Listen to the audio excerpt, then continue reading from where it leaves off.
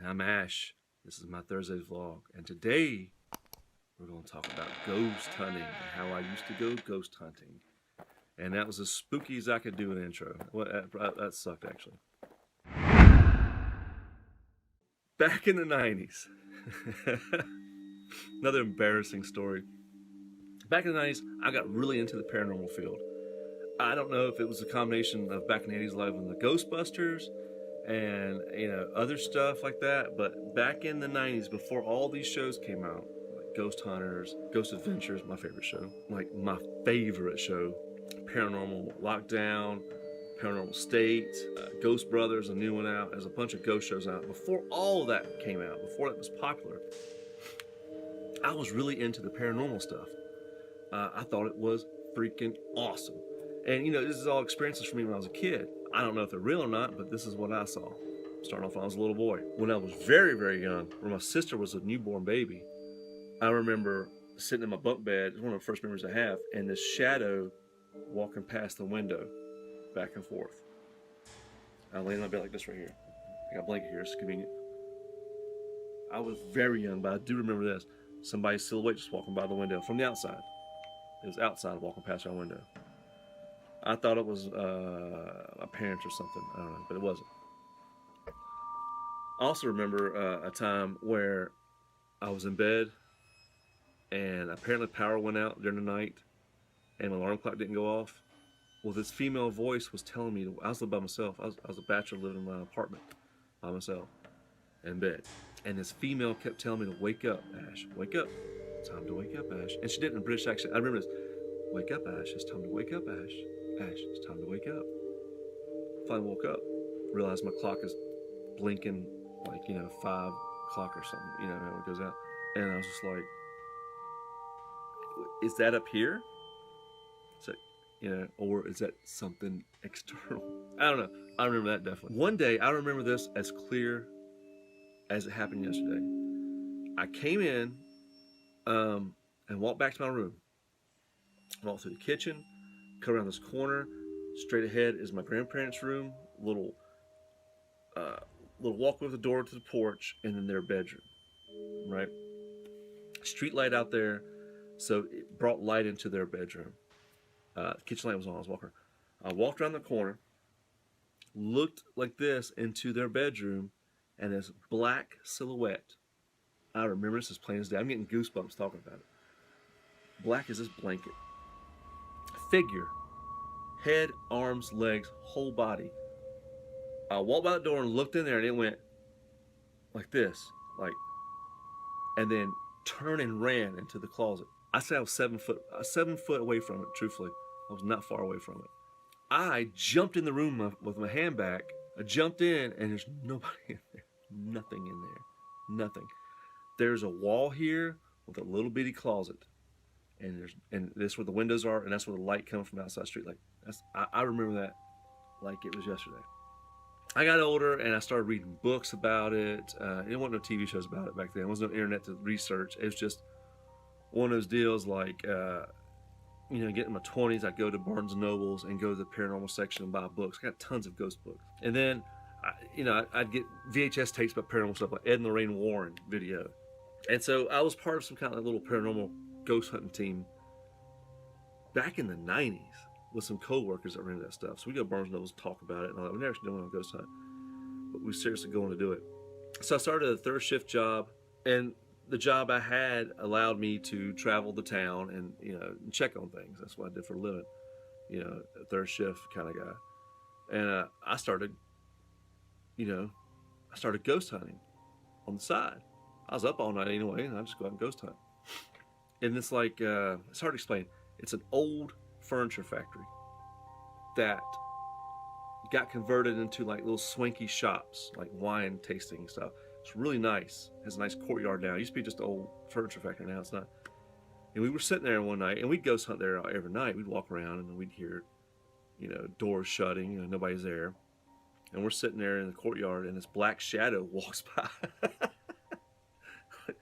Like that fast by the windows. And me and him were like, so we went and find out there was nothing. Nobody was there. You couldn't get to us. It'd make too much noise. I remember also another event where I was at doing a security check at a high school, open campus high school. I heard kids laughing, which can be explained by kids being on campus after hours. I heard kids talking in the distance. I walked my way through the courtyard to the cafeteria.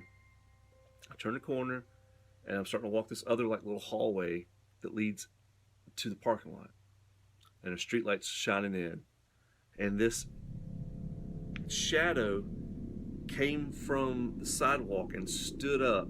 Like, okay, it's my hat. Like, it was flat and just stood up, and then took off around the corner. Now you'd say that might be an animal, but the shape it took, its legs are no bigger than my fingers are. Its body looked like an upside down pear.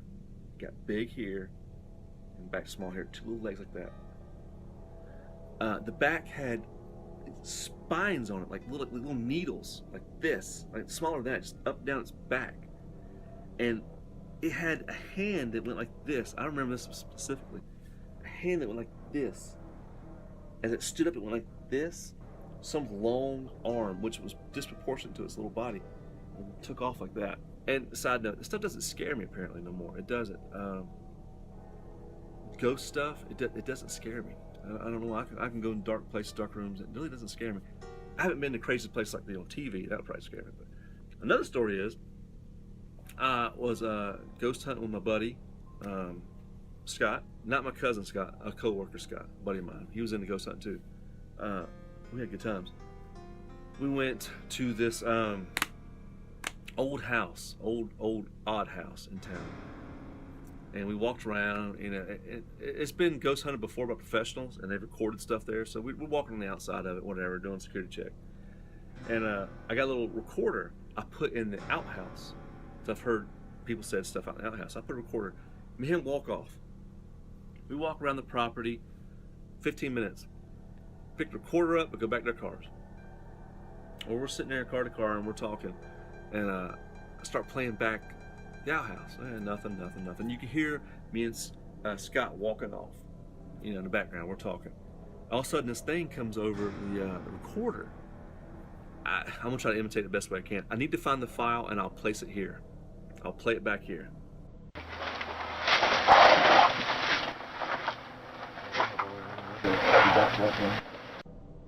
What did that say? Anyway, that's pretty spooky. But I do believe in ghosts. I don't care what you say. I don't know if it's the brain tricking you, if you're seeing things and trying to turn them into something that's not. That black shadow in my grandparents' bedroom, I saw that. I saw how it moved. I saw how it reacted to me. The sleep paralysis, I've had one where this black mass was on my chest and I couldn't move, and I remember freezing and screaming, and it was sitting right there. It looked like a pawn. It was shaped like a pawn, like in chest.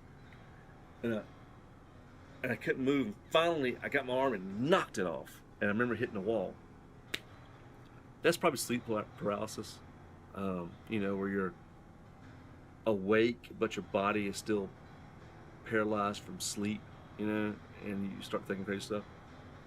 But that was scary. But that's my ghost stuff. And I've stopped doing it. I don't do it no more. I used to love it. I had little ghost equipment. I had like a radio that scanned radio frequencies, like in Ghost Adventures. And you pick up words. And I had a little EMF detector I bought, and cameras and night vision. I had all that. I used to seriously do this all the time by myself, solo. And I stopped doing it. Because to me, this is my opinion, once you start in that world, you start seeing it everywhere. And I was seeing stuff and hearing stuff at my own house. I saw a guy walk past from the hallway to the kitchen.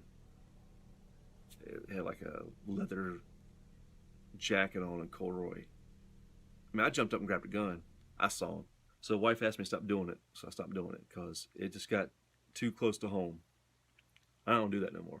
I love it. Wish I could do it. I love it. It's awesome when you hear or see something. But I've closed the door to that. I have said I don't want to see anything anymore. I don't want to hear anything anymore. You know, we all can tell stories of stuff, and I've tried to explain some of them away, and some of them I can't explain away. Can't do it.